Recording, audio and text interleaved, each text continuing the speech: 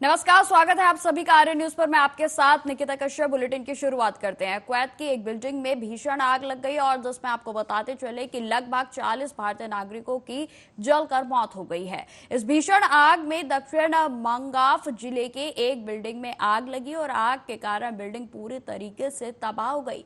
और जिस बिल्डिंग में आग लगी उसमें 160 से ज्यादा मजदूर रहते थे।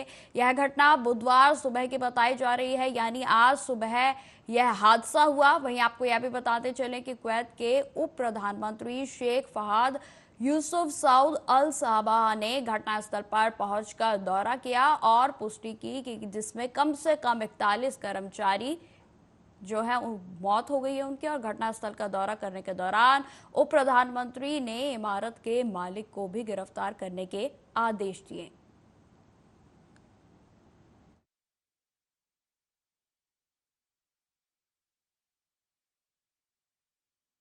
बहुत अफसोस हुआ कि कुवैत में जैसे 40 लोगों जो भारतीय नागरिक हैं उनकी जान गई, और हमारी यही विनती है और एक्सटर्नल अफेयर्स मिनिस्ट्री उसी दिशा में काम कर रही है कि हम देखें कि कैसे इनको हमारे घर पहुंचाएं। I know it's truly tragic. In fact, they had packed about couple of hundred people into that building, and it's really sad to hear that the fire killed. I believe they initially said 35. Now it looks like 41. Dozens more are injured. So it's really a terrible situation. It's a reminder, sadly, of how much our migrant workers suffer when they go abroad hoping to make something to support their families at home, and they end up in this kind of terrible conditions. I pray and hope that the government of Kuwait will take very stern action against whoever is responsible, and will also help compensate the families who lost their loved ones.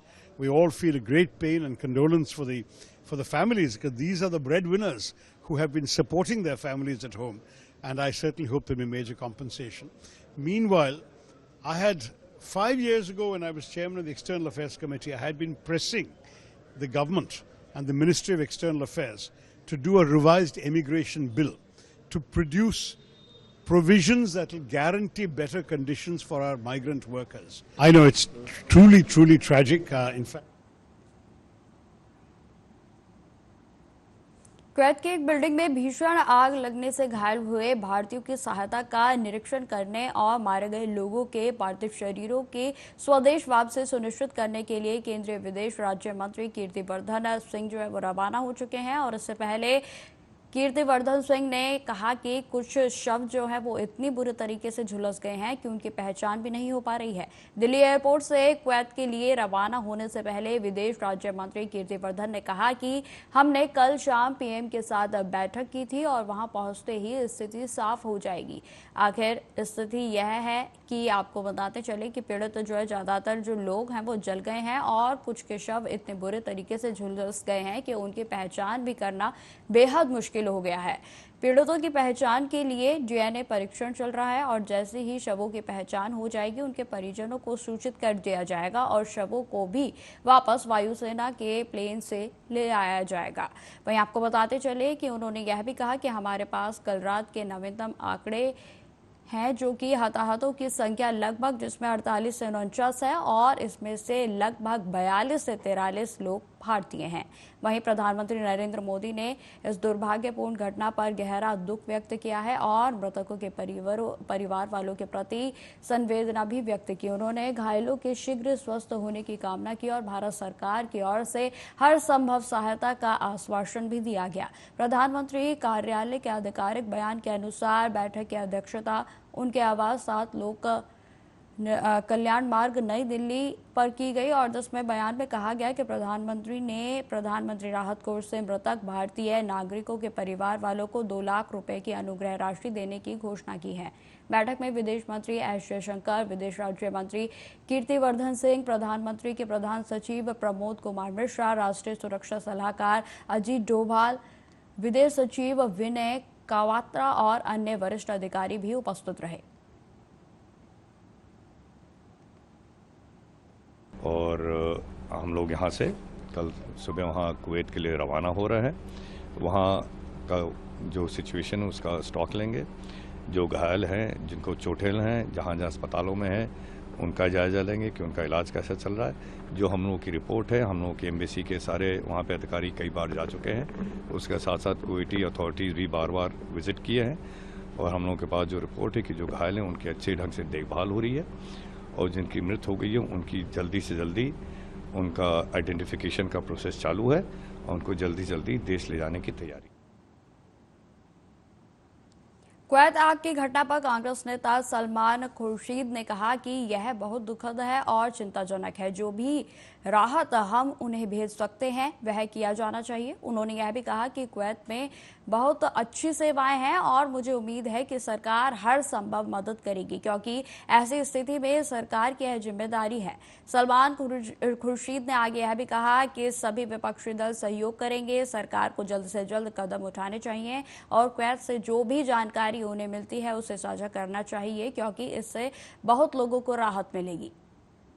से बहुत अफसोस है, बहुत चिंता है, बहुत दुख है ये सब सुन के कि कम से कम एक बड़ी संख्या लोगों की जो वहाँ काम करने के लिए गए थे वो आग में झुलस गए हैं और हम उनको खो बैठे हैं। बहुत सारे लोग घायल भी होंगे, तकलीफ में होंगे और जो भी उनको राहत पहुंच सकती है वो पहुंचाना हम लोगों का फर्ज बनता है। वैसे तो कुवैत में सर्विसेज बहुत अच्छी हैं और होंगी। मैं समझता हूं कि वहां पर जो मदद पहुंचाई जा सकती है वो फौरन पहुंचाई जाएगी, लेकिन ऐसे मौके पर सरकार का भी एक दायित्व बन जाता है कि सरकार अपनी तरफ से जो कुछ कर सकती है वो करे और इसमें सारी ही विपक्षी पार्टियां वो भी पूरी सहमति और देने के लिए तैयार रहेंगी और वो देंगी। जल्द से जल्द सरकार कुछ कदम उठाए और जो कदम उठाए हैं और वहां से जो भी सूचनाएं आती हैं उनको यहाँ पर आवाम को, जनता को पहुंचाएं। प्रधानमंत्री नरेंद्र मोदी लगातार तीसरी बार पीएम बनने के बाद अपनी पहली विदेशी यात्रा पर रवाना होंगे। पीएम नरेंद्र मोदी G7 शिखर सम्मेलन में शामिल होने के लिए आज इटली जाएंगे। आपको बताते चले कि विदेश सचिव विनय क्वात्रा ने नई दिल्ली में बताया कि शुक्रवार को होने वाले सम्मेलन में भारत को एक आउटरीच देश के रूप में आमंत्रित किया गया है। उन्होंने यह भी कहा कि यह यात्रा भारत और ग्लोबल साउथ के लिए महत्वपूर्ण मुद्दों पर सम्मेलन में विश्व नेताओं के साथ जुड़ने का अवसर होगा। बता दें कि शिखर सम्मेलन में भारत की यह 11वीं और पीएम नरेंद्र मोदी की लगातार 5वीं भागीदारी होगी। प्रधानमंत्री आउटरीच सत्र में शामिल होंगे और सम्मेलन से अलग प्रधानमंत्री नरेंद्र मोदी की G7 देशों के नेताओं के साथ द्विपक्षीय बैठक करने की भी संभावना है। साथ ही पीएम नरेंद्र मोदी इटली के प्रधानमंत्री जॉर्जिया मेलोनी के साथ भी बैठक करेंगे।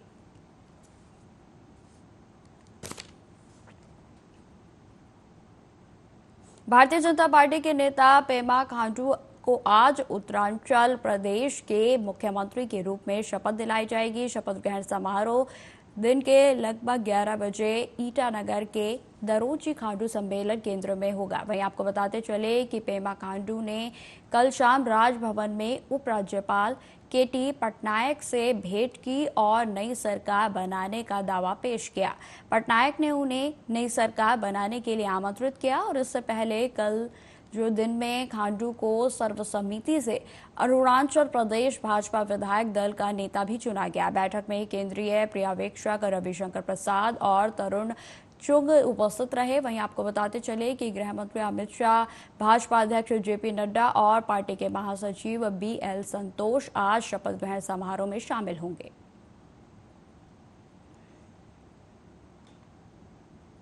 आपको बताते चले कि जिस तरीके से शपथ ग्रहण समारोह होने वाला है तो उसको लेकर सुरक्षा के भी पुख्ता इंतजाम किए गए हैं, जहां पर चप्पे चप्पे पर जो सुरक्षा कर्मी हैं उनकी ओर से पूरी नजर रखी जा रही है। और आपको बताते चले कि इस शपथ ग्रहण समारोह के दौरान जो है कई तरीके के कार्यक्रम किए जाएंगे, जिसमें कई पार्टिसिपेंट्स जो है वो भी भागीदारी जो है वहाँ की वेशभूषा के हों कार्यक्रम या फिर वहाँ की सांस्कृतिक के कार्यक्रम हो, ऐसे कई तमाम कार्यक्रम जो है आज रहने वाले हैं।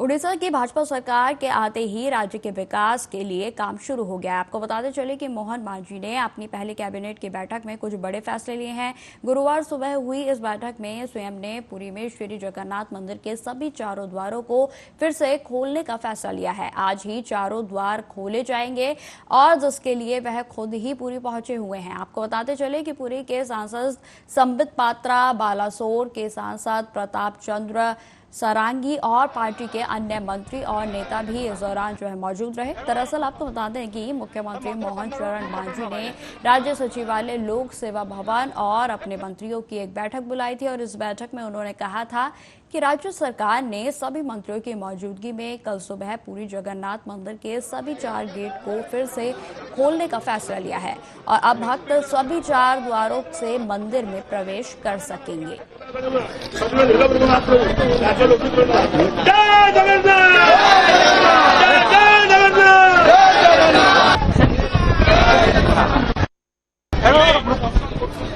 मंदिर सामने पटन ना भाई। देखिए, प्रभु जगन्नाथ के आशीर्वाद के बिना आगे जानते हो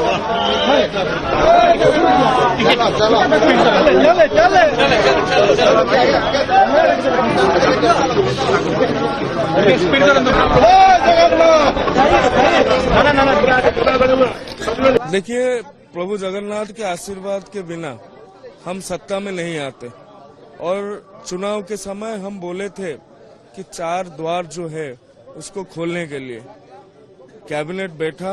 शपथ ग्रहण के तुरंत पश्चात कैबिनेट बैठा और कैबिनेट जो पहली 2 निष्पत्ति लिया प्रभु जगन्नाथ और श्री मंदिर के आधारित हुआ। श्री मंदिर के चारों द्वार आज खुलने वाले हैं। मंत्री परिषद के सभी सदस्य आज यहाँ पे उपस्थित हैं। माननीय मुख्यमंत्री भी उपस्थित हैं। 4 द्वार खुलने वाले हैं और ये जो डेवलपमेंट प्रोजेक्ट्स है उसका प्रोटेक्शन के लिए, उसका रेस्टोरेशन के लिए 500 करोड़ कर्पस फंड का ऐलान भी किया गया है। गाजियाबाद में लोनी बॉर्डर इलाके के बहटा हाजीपुर गांव में एक घर में भीषण आग लग गई। सूचना मिलने पर पुलिस और फायर ब्रिगेड मौके पर पहुंचे और वहीं मामले पर जानकारी देते हुए अपर पुलिस आयुक्त दिनेश पी ने बताया कि देर रात सूचना मिली थी कि एक घर में जो है भीषण आग लग गई है।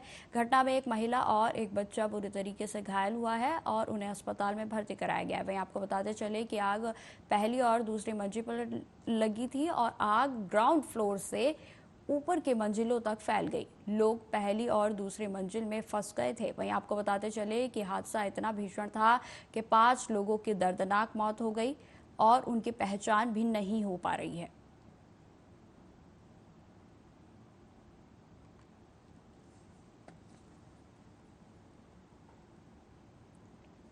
यहाँ पे देर रात सूचना मिली है कि एक व्यक्ति के घर पे आग लगी है और कुछ लोग फंसे हुए हैं। इसी सूचना पे थानाध्यक्ष फायर सर्विस तत्काल मौके पर पहुंचे। वहाँ पे एक महिला और एक बच्चे को घायल अवस्था में हॉस्पिटल में भर्ती कराया गया है क्योंकि वो फायर जो है पहला और दूसरे मंजिल में था, नीचे से फायर हुआ था।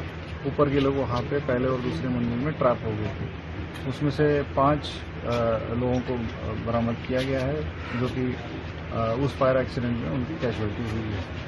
उसमें बच्चे भी हैं, उसके बुजुर्ग भी हैं और बड़े भी हैं। तो इन सभी को शिनाख्त कर रहे हैं और बाकी जो घायल है उनको अच्छे से इलाज हो।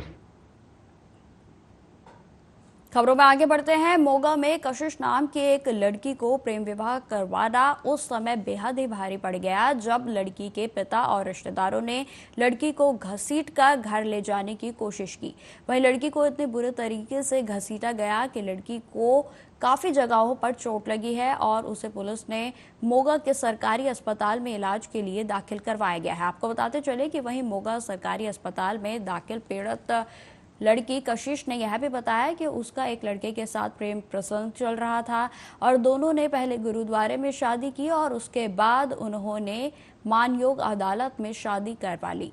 और जब वह बयान लिखवाने के लिए थाने में आए तो वहीं जब वह पहुंची तो उसके पिता और वो भी जो उसके रिश्तेदार थे वो भी वहां पहुंच गए, जिसके बाद बाजार में मेरे पिता और कुछ साथियों के द्वारा मुझे जबरदस्ती अपने मोटरसाइकिल पर बिठाने की कोशिश की गई और जब मैंने विरोध किया तो वह मुझे काफी दूर तक घसीटते हुए ले गए। जिसके बाद मेरे पिता ने पुलिस को फोन किया, जिसके बाद मेरे पति ने पुलिस को फोन किया और मौके पर पहुंची पुलिस ने मुझे सरकारी अस्पताल में उपचार के लिए दाखिल करवाया गया। ਜਦੋਂ ਅਸੀਂ ਮਤਲਬ ਕਿ ਜਦੋਂ ਅਸੀਂ 23 ਤਰੀਕ ਨੂੰ ਸਾਡੇ ਆਨੰਦ ਹੋਏ ਸੀ, 24 ਮਈ ਨੂੰ ਸਾਡੀ ਕੋਰਟ ਮੈਰਿਜ ਹੋ ਗਈ ਸੀ। ਉਸ ਤੋਂ ਬਾਅਦ ਸਾਡੇ ਘਰਦਿਆਂ ਨੇ ਸਾਡੇ ਤੇ ਰਿਪੋਰਟ ਲਿਖਾਈ ਕਿ ਇਹ ਭੱਜ ਗਏ ਆ ਤੇ ਜਦੋਂ ਸਾਨੂੰ ਬੁਲਾਇਆ ਥਾਣੇ ਬਿਆਨ ਦੇਣ ਲਈ ਤੇ ਅਸੀਂ ਬਿਆਨ ਦਿੱਤੇ ਤੇ ਇੰਨੀ ਬਾਹਰ ਜਦੋਂ ਅਸੀਂ ਨਿਕਲੇ ਤੇ ਘਰ ਦੇ ਖੜੇ ਸੀ ਮੇਰੇ ਬਾਹਰ ਤੇ ਅਸੀਂ ਜਦੋਂ ਥਾਣੇ ਤੋਂ ਨਿਕਲ ਗਏ, ਜਦੋਂ ਪ੍ਰੇਮ ਬੈਕਰਸ ਦੇ ਵਾਲੀ ਗੇਟ ਨੰਬਰ 2 ਸਬਜ਼ੀ ਮੰਡੀ 'ਚ ਇਹਨਾਂ ਨੇ ਸਾਨੂੰ ਅੱਗੇ ਮੋਟਰਸਾਈਕਲ ਲਾ ਲਿਆ ਤੇ ਮੈਨੂੰ ਇਹਨਾਂ ਨੂੰ 15-20 ਜਣਿਆਂ ਨੇ ਘੇਰ ਕੇ ਇਹਨਾਂ ਨੂੰ ਪਾਸੇ ਕਰਤਾ ਕਿ ਇਹ ਮੈਨੂੰ ਛੁਡਾਵੇ ਨਾ ਤੇ ਮੈਨੂੰ 4 ਜਣੇ, ਮੇਰੇ ਡੈਡੀ, ਮੇਰਾ ਮਾਮਾ ਤੇ ਦੁਕਾਨ ਤੇ ਲੱਗਾ ਹੋਇਆ ਇੱਕ ਮੁੰਡਾ ਤੇ ਇੱਕ ਉਹਨਾਂ ਦੇ ਦੋਸਤ ਸੀਗੇ ਬਲਦੇਵ ਸਿੰਘ ਬਰਾੜ, ਉਹਨਾਂ ਨੇ ਮੈਨੂੰ ਫੜ ਲਿਆ ਤੇ ਮੈਨੂੰ ਮੋਟਰਸਾਈਕਲ ਤੇ ਪਾਇਆ ਤੇ ਮੈਨੂੰ ਘੜੀਸ ਦੇ ਲੈ ਕੇ ਗਏ ਸਰਦਾਰ ਨਗਰ ਤੱਕ। ਮੈਂ ਇੰਨੀ ਚਿল্ਲਾਈ, ਕਿਸੇ ਨੇ ਮੇਰੀ ਮਦਦ ਨਹੀਂ ਕੀਤੀ। ਜਦੋਂ ਉੱਥੇ ਪਹੁੰਚੇ ਅਸੀਂ ਤੇ ਸ਼ਿਵ ਸੈਨਾ ਦੀ ਪ੍ਰਧਾਨ ਸੀਗੀ ਇੱਕ ਤੇ ਉਹਨਾਂ ਨੇ ਮੋਟਰਸਾਈਕਲ ਬੰਦ ਕਰਕੇ ਕਿਹਾ ਕਿ ਤੁਸੀਂ ਇਹਨੂੰ ਕਾਹਤੋਂ ਲੈ ਕੇ ਜਾ ਰਹੇ ਹੋ ਤੇ ਉਹ ਕਹਿਣ ਲੱਗੇ ਕਿ ਭੱਜ ਕੇ ਹੀ, ਕਹਿੰਦੇ ਜੇ ਭੱਜ ਕੇ ਵੀ ਆਈ ਤਾਂ ਮੇਰੀ ਗਰੰਟੀ ਹੈ ਕਿਤੇ ਨਹੀਂ ਜਾਂਦੀ, ਤੁਸੀਂ ਇੱਥੇ ਖੜ ਜਾਓ ਹਨਾ। ਤੇ ਜਦੋਂ ਇੰਨੇ ਪਿੱਛੇ ਪੁਲਿਸ ਆ ਗਈ, ਉਹਨਾਂ ਨੇ ਕਹਿਤਾ ਕਿ ਇਹਨਾਂ ਦਾ ਲੀਗਲੀ ਵਿਆਹ ਹੋਇਆ, ਇਹਨਾਂ ਨੇ ਵੀ ਇਹੋ ਜਿਹਾ ਕੋਈ ਸਟੈਪ ਨਹੀਂ ਦਿੱਤਾ, ਭੱਜ ਭੁੱਜ ਕੇ ਨਹੀਂ ਆਈ ਤੇ ਤੁਸੀਂ ਇਹਨੂੰ ਛੱਡੋ ਤੇ ਮੇਰੇ ਡੈਡੀ ਨੂੰ ਪੁਲਿਸ ਵਾਲੇ ਲੈ ਗਏ, ਅਰੈਸਟ ਕਰ ਲਿਆ, ਬਾਕੀ 3 ਜਣੇ ਫਰਾਰ। ਇਹ ਜੀ ਕਸ਼ਿਸ਼ ਪਤਨੀ ਪ੍ਰਭਦਿਆਲ ਚਾਂਦਲਾ ਵਾਸੀ ਸ਼ਹੀਦ ਭਗਤ ਸਿੰਘ ਨਗਰ ਕੱਚਾ ਦਸਾਂਝ ਰੋਡ, ਇਹਨਾਂ ਨੇ 24/5 ਨੂੰ ਕੋਰਟ ਮੈਰਿਜ ਹੋਈ ਸੀ ਇਹਨਾਂ ਦੀ, ਉਹਦੇ ਸੰਬੰਧੀ ਥਾਣੇ ਬਿਆਨ ਲਿਖਾਉਣ ਆਏ ਸੀ। ਬਿਆਨ ਲਿਖਾਉਣ ਤੋਂ ਬਾਅਦ ਇਹ ਜਦੋਂ ਚਲੇ ਗਏ ਬਾਹਰ ਮੰਡੀ 'ਚ, ਉੱਥੇ ਜਾ ਕੇ ਉਹਦੇ ਜਿਹੜੇ ਰਿਸ਼ਤੇਦਾਰ ਸੀਗੇ, ਲੜਕੀ ਦਾ ਬਾਪ, ਮਾਸੜ, ਉਹਦਾ ਮੁੰਡਾ, 2-3 ਬੰਦੇ ਹੋਰ ਸੀਗੇ, ਉਹਨਾਂ ਨੇ ਉੱਥੋਂ ਮੋਟਰਸਾਈਕਲ ਤੋਂ ਉਤਾਰ ਕੇ ਉਹਨਾਂ ਨੇ ਆਪਦੇ ਮੋਟਰਸਾਈਕਲ ਤੇ ਘੜੀਸ ਕੇ ਬਿਠਾ ਲਈ। रायबरेली में युवक की मानवता को शर्मसार करने वाली एक करतूत सामने आई है। आपको बताते चले कि दबंग युवक के द्वारा एक नाबालिग बच्चे को जमीन पर गिरा कर लातों से मारने का वीडियो सोशल मीडिया पर जमकर वायरल हो रहा है। वीडियो वायरल होने के बाद भी पुलिस विभाग में जो है वो हड़कंप मच गया, जिसके बाद वायरल वीडियो को संज्ञान मिलने का पुलिस आरोपी की तलाश में जुट गई है। जगतपुर थाना क्षेत्र के पराहरी गांव की यह घटना बताई जा रही है और जो अब सोशल मीडिया पर लगातार तूल पकड़ रही है।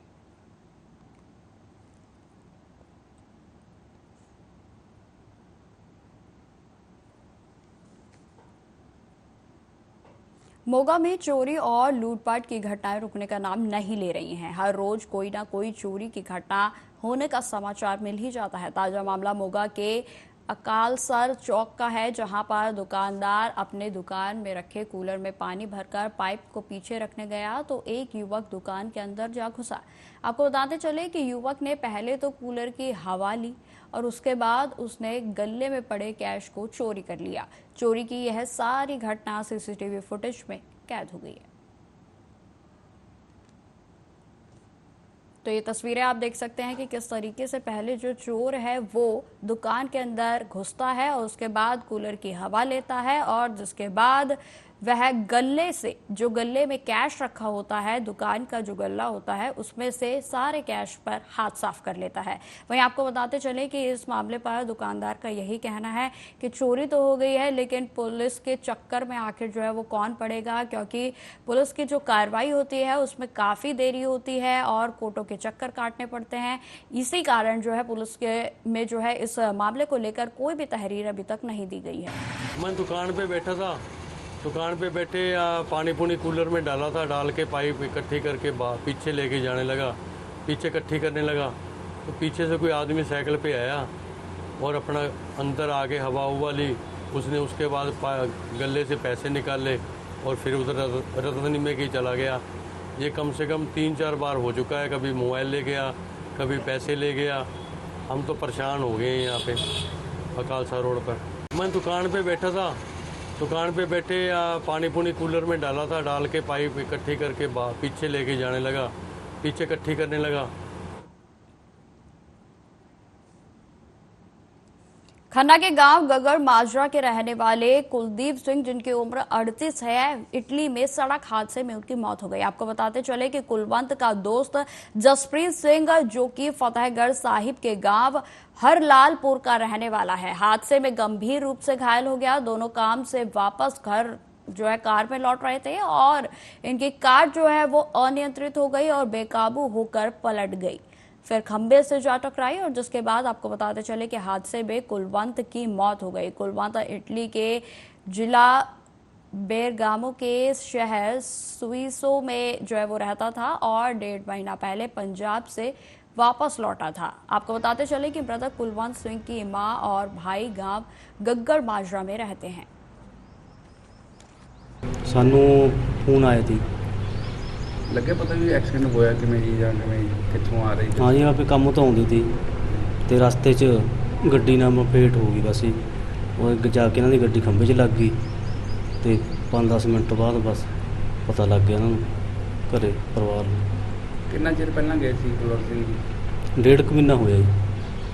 ते परिवार उत्थे रहंदा हुंदा जी?